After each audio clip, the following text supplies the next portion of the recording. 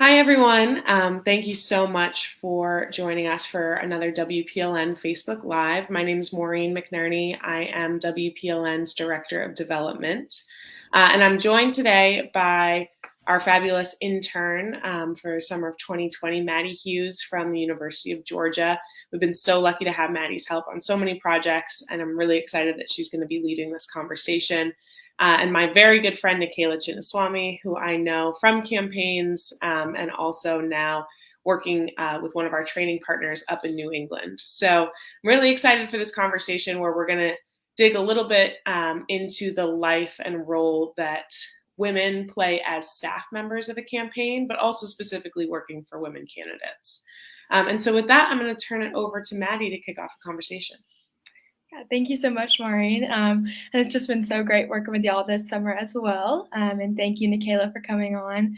I know that personally I've had a lot of questions about what it's like to work on a campaign, so I do look forward to hearing from you, and I'm so thankful that you were able to join us. Just to start off, would you like to share a little bit of your background with us? Yeah, of course. So as Maddi and Maureen mentioned, I'm Nicaela Chinnaswamy. I grew up in Rentham, Massachusetts, if anyone knows that area, and I went to Boston College, so stayed local. And then since then, I've done some work both for nonprofits. I started in a nonprofit for cancer research, and then joined and started working in politics a bit for a while. And then I currently am back in a role in nonprofit, particularly in small business resources. So I work on a team that helps to really bridge, the economic wealth gap in terms of bringing more jobs and revenues to our small businesses so they can create more prosperity for their communities that they're located in, and really provide those resources for them as well. So, but excited to talk today. Mm-hmm. Oh, that's amazing. And I'm just so thankful to hear from you again. And your experience sounds great. Obviously, getting to work in a nonprofit this summer has been so amazing so far. Just to start off with our questions, what made you want to get involved with a political campaign in the first place? Yeah, of course. So it honestly was a female candidate. I had a really good family friend who shared with me that she was going to launch a political campaign and run.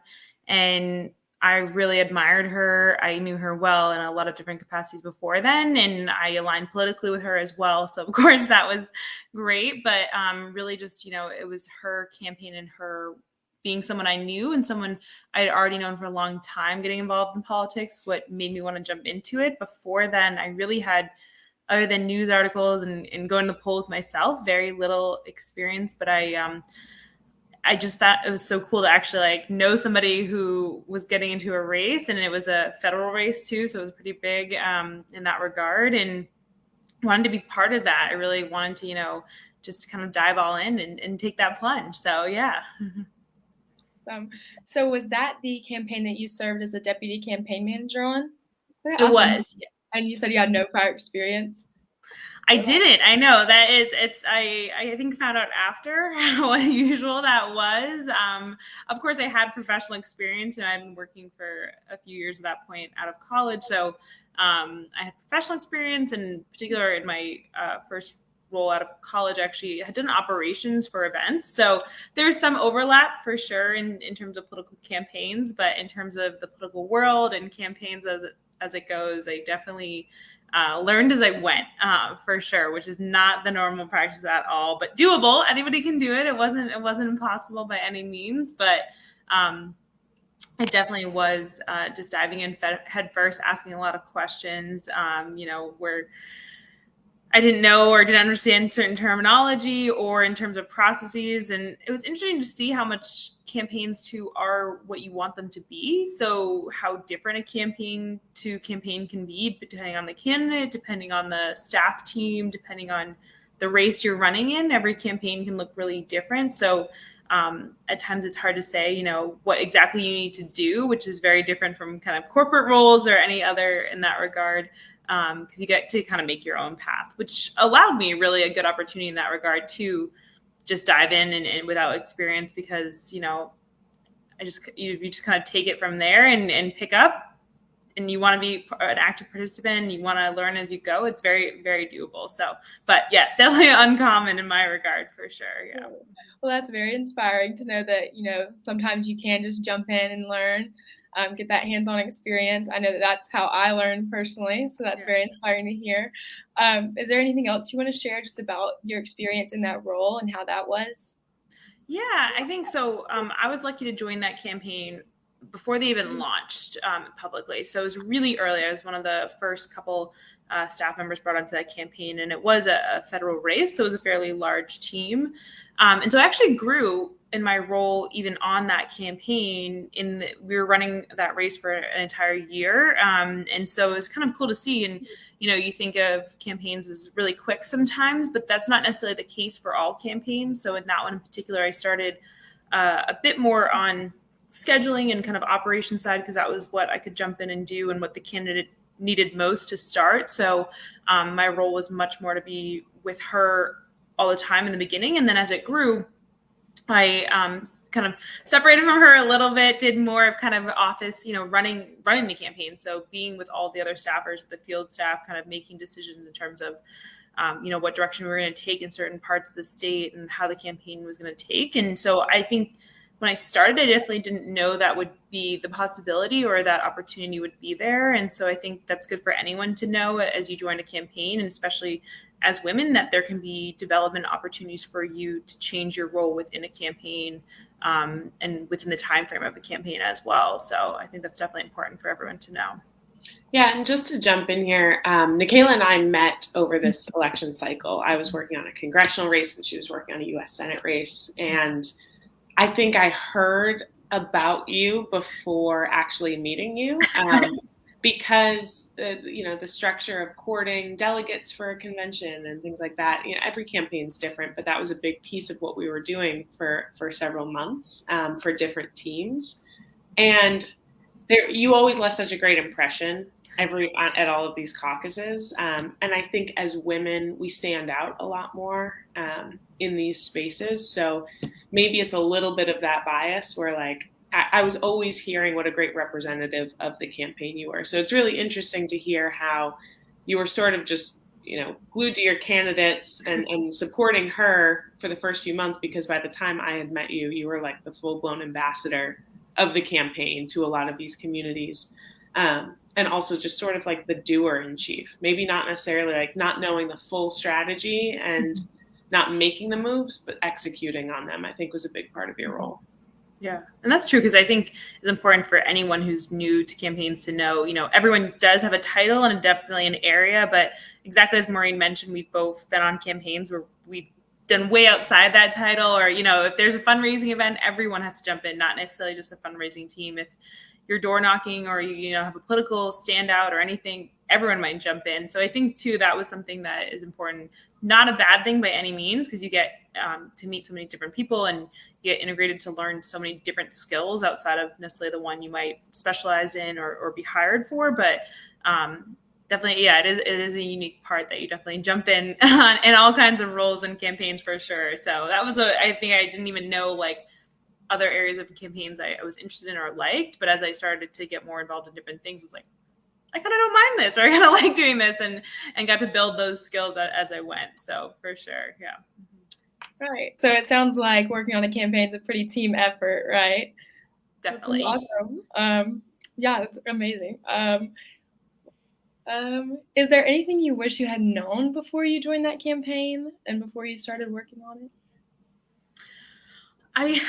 So I definitely, a lot of mine, I think, is kind of more experience. I think what I wish I had known or that I learned on the way is how different just kind of the system of next steps are in any election. So in this case, in my first race in Massachusetts, the first kind of stake is to get on the ballot.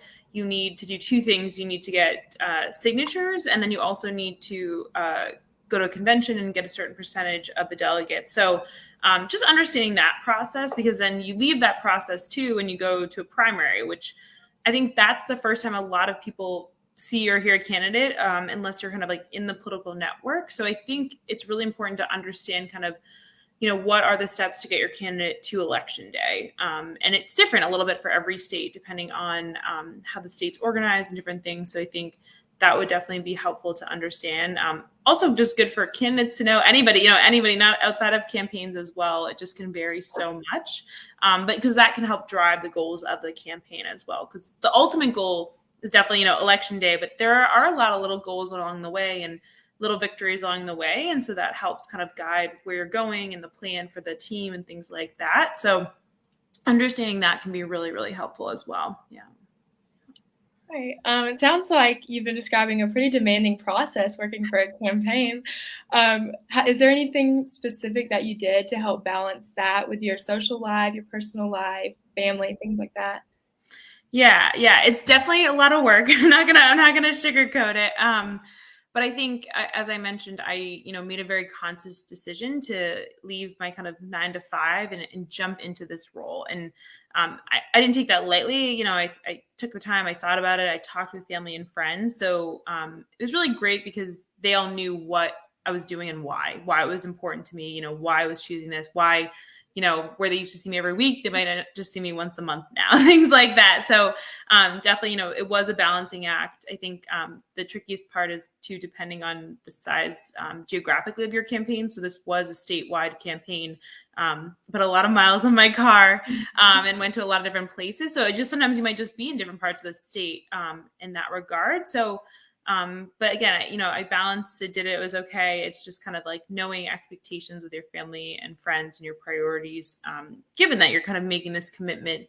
But the balance of that is, of course, I gained a whole network of people I never would have met otherwise. I really immersed myself in this world. And I'm still, as you can see, really good friends with a lot of them today and made a lot of contacts that I've relied on in subsequent years. So I think there's a trade-off, but at the same time, you gain a lot in that regard too. And you get to do some really cool things that you never would have. Like one of the coolest events I was ever part of was actually laying flags at the Bourne Cemetery in Massachusetts on Memorial Day for our veterans who had passed away. So like nothing ever would have probably brought me to do that event. And that's something I've gone back and loved doing since. And so I think, again, you might have a different kind of time when you're on the campaign from your normal life, so to say, but there's really cool experiences and opportunities and people you can meet if you allow yourself to have that as well. So I think that's really important. And I think, again, your friends and family are your friends and family. So they understand, they know why it's important to you, and it all works out in that regard too, for sure. Yeah. And I think one of my favorite moments while we were still on separate campaigns, because we did end up then working together. But we carpooled down to an event that was like 2.5 hours away, and she was going to be passing through the town that I was working in, and we carpooled to an event that both of our campaigns needed to be represented at, which was a lot of fun. And there were a lot, the women that you meet, and I say women, but I mean like all people, but specifically the women friends that you make on the campaign. There are just certain things that you can just commiserate about and celebrate for each other as well, which I think was really powerful. And I know from my experience on campaigns, something that was given to me up front was really how your schedule would ramp up as you approached election day. So whereas you could kind of have the expectation of a weekend of sorts, you'd probably have to do something on Saturday morning or, one event per weekend, and we'd take turns as a staff.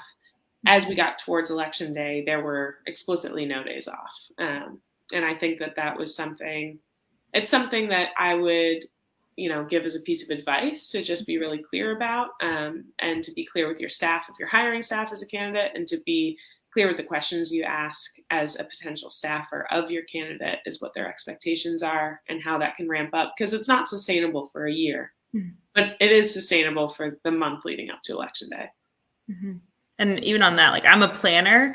And so I love like knowing, but exactly what Maureen said, when it's going to be busy, when, you do have like things you can plan around. So, if you want to make a priority to see a friend or a family member, the nights that would work best, or, or when you can tell them, these 2 weeks before election day, like I am going to be totally kind of blacked out. So again, it makes it not impossible to prioritize other things as well, because you do kind of know the schedule in that regard and kind of get a routine down. Albeit maybe different from your previous schedule, you can certainly plan things in that regard. Yeah.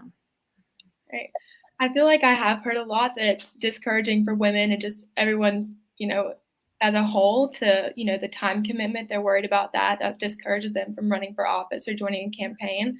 So it's really nice to hear that you're able to get out and get new experiences and create those internal relationships either way, so that it's not kind of like such a big cost. So like with that, you've gotten to meet a lot of women, and I know that you worked for a women candidate. Is there any advice that you would give to women who might be discouraged running for office, who just might be considering running for office or working on a campaign?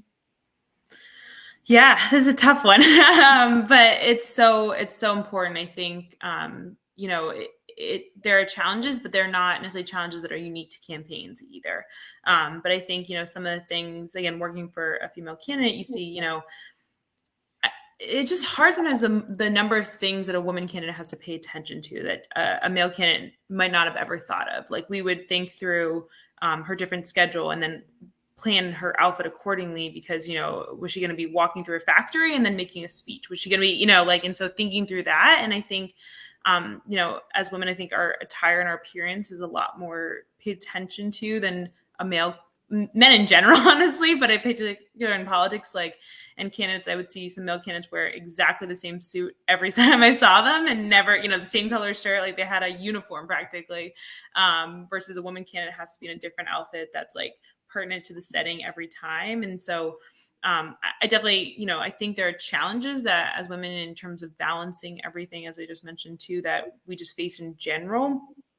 But I think that's why it's so great sometimes and so important to have women staffers as well, because that's where I loved, anticipating my candidate's needs kind of, and then being more prepared, because I would think through, like, if I were in her shoes, what would I want to be ready for this event? Or what would I want to have, what speech would I want to have ready or prepared, or anticipated questions, what outfit would make me feel most confident, different, like everything in that regard. I think that's why it's so important to have women staffing women candidates as well, or at least on their campaigns in that regard. You just want to have other individuals surrounding you that anticipate those thoughts and needs. So it can be a joint effort. It doesn't have to be all on the candidate. It doesn't have to be all on the staff. It can be kind of a collective group. How can we put our best foot forward as a campaign? And so that's really, and it ends up really cool in that regard. It ends up, to kind of be, to nail some of those things and be most prepared and have really great speeches and all different things and really great events and just staff events with your candidate that go really, really well. And you make a bunch of new identified voters or raise a lot of money, like, can be a really cool on the other side. So I think, but it definitely would want to be transparent that it is, just additional thoughts, additional efforts that I think as women we face in general. And I think campaigns sometimes can be tougher on women in that regard, but not by any means hurdles that can't be overcome, or something that can't turn into a positive if you view it in the right setting and if you're surrounded by the right people, for sure. Yeah. And a little bit more on that support system, Nicaela. We've both worked for women candidates. Your candidate had kids that were a little bit older, but the role of mother was still not like tabled during that time. And I've worked for a candidate that had sort of much younger kids that were in the house and the responsibilities with that. But, you had a great spouse on your team. You want to speak a little bit more about just that aspect of balancing her life? Yeah, definitely. So my candidate had an amazing partner who was really great at whenever we needed him, whether it was like actually just acting like a staffer and helping to get more signatures, or, supporting her in other ways so that we could pull her for different things across the state, as we often were, or even we couldn't have her attend an event but needed someone he could fill in, all different things in that regard. So I think that was tremendously important and helpful and really, really great. And similar to, what Maureen said in terms of, I talked about, I'm a planner, and there were times when, she needed to attend to events for her family or friends or her kids. And we planned that in, we said, this is going to be an afternoon that she needs to be with her family, and we won't campaign, we won't have her out, or we won't have her at an event. And that happens, and I think there's a guilt that is associated with that. So it definitely shouldn't be there, because those priorities need to happen, and those priorities will happen long after any campaign or position or anything like that. So I think it's important to, have those conversations with your staffers, with your candidates, and set the expectations there that, we're all going to work really hard, but not at any cost, that we're all going to be really honest about priorities and importance and things like that. So we can prioritize those and make sure that none of the important events or anything like that are missed for the candidate, and that she gets to have that time too. And sometimes as women too, it just meant having a Sunday to decompress, to not be forward facing, to, not have any events, just to recharge too. And I think that was something we also prioritized as well. That was really important. And for any candidate, I would say that too, women or men, that exactly what Maureen said earlier, it's unsustainable to just go for a whole year. There's a buildup for sure, but then to build in kind of rest in advance for that, to prepare for that is so important. And so that they have that time to kind of, catch up with their family on those days, do what they need personally. So then, if you have speaking events throughout the week or other times, that they'll be at their best, kind of, I guess, so to say, and ready to go for those. So that's definitely important too, for sure. So, yeah.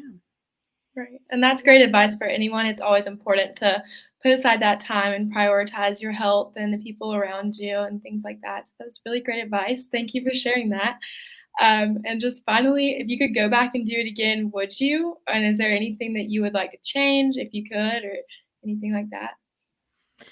Yeah, no, good question. Yeah, I definitely would go back and do it again. I don't know that I would do it tomorrow. It has to be the right candidate for sure. You have to, work for a candidate you believe in, and someone who you want to support. So I think that's so important for any race you support or candidate. And so working for them is kind of the next level of that. So for the right person kind of thing. But I think it's so, I don't necessarily think I would go back and do anything different, because I think the knowledge that I have now would inherently make any other future campaigns different. And so I'd just build off of what I knew already.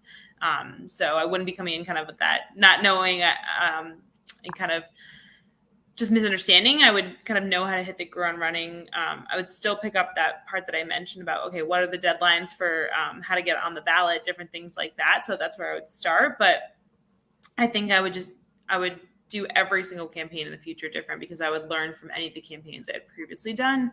But yeah, no, it's a crazy time. But again, as you meet a lot of people and make a lot of connections and learn so much so quickly, that's so hard to replicate in any other area, that it's hard to pass that up. So yeah.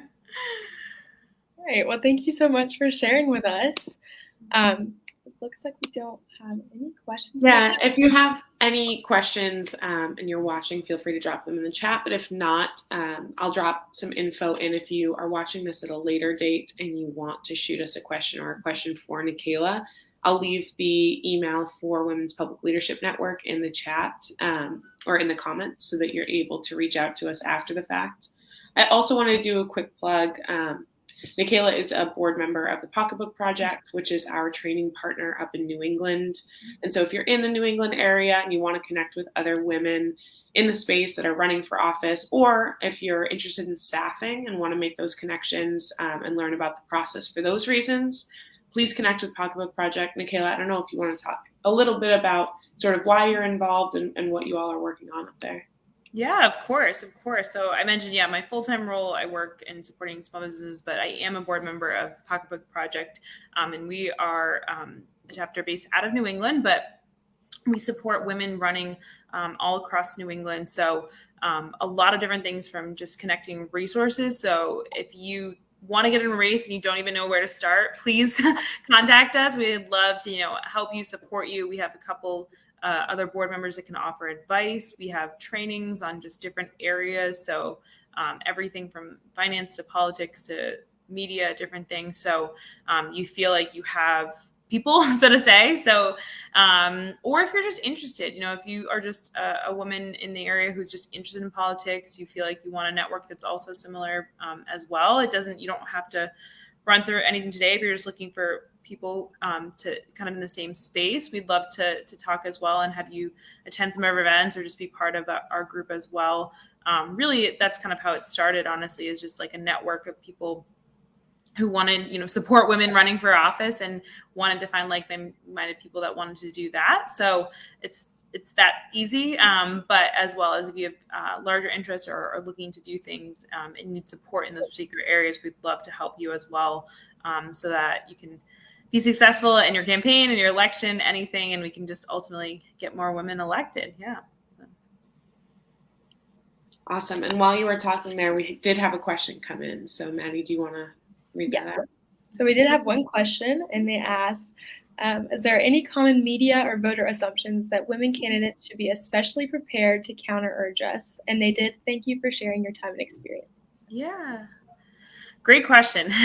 Thank you. Yeah. I think what's so hard is an overall assumption is that women have to know the answer to everything. So I would say that's the overarching answer sometimes is just, that you can't say you don't know.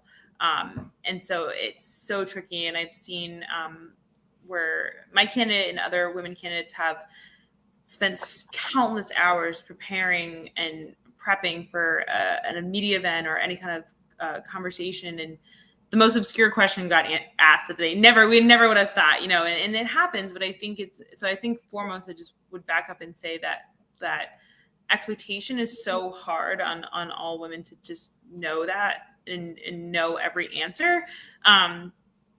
So I don't think it's a specific area, because what's tricky is it can be the area of the moment. So it could be an area that is just really in the news right now, or something happened in foreign policy that's relevant, or so it depends on what is current. A lot of times is what you're going to be asked the most. But to have and talk through with your team, how do you handle the unknown, can be even much more beneficial than being prepared for everything in every part, because no one at all can be prepared for every single answer. Maybe some of the winners of Jeopardy or something like that, but it's impossible to know every single thing and every single answer. So having some really good general area answers to a lot of various topics, and then as well kind of how do you address when you don't know, how do you say that in a way that you feel comfortable with, can be just as important as well. So it's a really tough thing that a lot of women candidates deal with often, and is unfortunate sometimes too. So.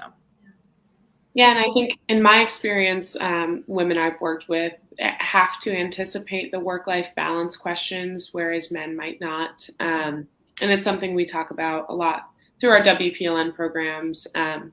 But I think we're rounding the corner on that a little bit. I think a lot of moms are running right now motivated to be in public service because of their experience as a mom. That's just one example. So I think owning your identity and sharing that, or knowing how to use that, and sitting down with your team and bouncing it off everyone. And then I think also the authenticity piece, women can be viewed as less authentic, for whatever reason. And maybe it's just something people say because they hold biases for other reasons. But that authenticity piece, I think, is really important. Never let a campaign staff make you into something that you're not as a candidate. But as a campaign staff, I think responding, the more I could listen to a candidate, the better I could write for him or her. And I could write in their voice. And I think it's really important to have that as a conversation, and not so much like the staff is formulating it and presenting it to the candidate. Yeah, definitely. An answer is never going to sound good or immediate if a candidate doesn't believe it. And you can tell, you can look at videos of different candidates giving speeches, or even elected officials, and you can just tell when they don't kind of mean it or they don't believe in it. And so that, exactly what Maureen said, it definitely matters too. If that means you change answers, or if that means you go in a different direction, if that's how the candidate feels, that's what matters at the end of the day, for sure. Yeah. Well, that was very insightful advice. Thank y'all both for sharing that. Is there anything else you would like to share before we jump off? I was going to actually ask Maureen the question earlier about kind of could you do it again? And if you did, what would you do differently? Yeah. Yeah. So my first campaign was the same year as Nicaela's. I came more out of the political space. I was also in a nonprofit, and I was really policy focused. And I was really like, if all the good people in the world were in office, these policies would just happen. And I think I've learned a lot more about the politics of it, and being on campaigns, and and having to bounce between primaries and generals, I think has been the most eye-opening thing for me. And so in the offers I've had since to work on campaigns, I've really considered what that looks like. And I look for really personally myself, less of a bounce between that primary and general, because I think the messaging can get so different, and the audience your reaches can be so small in the primary, and then have to really shift your focus. Those are the elements that I look at now when I think about what races I would want to work on, and what ones would just be more or less challenging. But like Nicaela said, it really does matter who the candidate is. I've got a somewhat personal rule for myself. We'll see if it holds up, but I want to work for women going forward, and WPLN is a great outlet to serve a lot of women across the country, in the less directly political way, but in terms of inspiring them to run and helping cultivate their experience. Or a man if I know him outside of politics. I think it's going to be rare that I just get the generic candidate that I just want to work for because of XYZ political reasons. I think it's got to be personally motivating, or sort of this change I want to see in the world. But that's just me personally. I love my work at WPLN right now. So yeah. That's why I think, a lot of people get into it just because it's like someone you believe in. I think that's the commonality that ties everyone. And every staffer that comes to a campaign is often, they believe in that candidate. It doesn't matter how they got there, but that's a commonality that everyone shares. So you can always utilize that. And then I think the last piece I would share, it's going to sound backwards, but I love the quote that women only apply for jobs they're 100% qualified for, and men apply, I think it's like if they're 50% qualified. And I think we need to repeat that in political campaigns more, to just have the confidence as female staffers, as female candidates. Like, we decided to run for this position because we knew we could do it. And sometimes that gets lost. There's a lot of events and tasks and things. And it's like, I think remembering at the end of the day, for even a staffer who, if you want to, do a piece on the campaign, or take it in a different direction, or take on a project on the campaign, like, you have the experience to do it. There's a reason you're there, the reason you're on that team, and they believe in you, and you don't have to know every single answer, but to take it in that regard, and to any women candidate as well, there's a reason that they are the best person for the job. And sometimes we forget that is really important too. Mm-hmm. Right. Yes, that's amazing. Thank you for sharing that. I actually did read a book that I think it was titled "She's the One for the Job," and it was something about that, about how we as women need to believe in ourselves first, and how that goes a really long way. And it sounds like you believed in yourself and you did it. And I'm so thankful that you were able to come on and share your experience with us.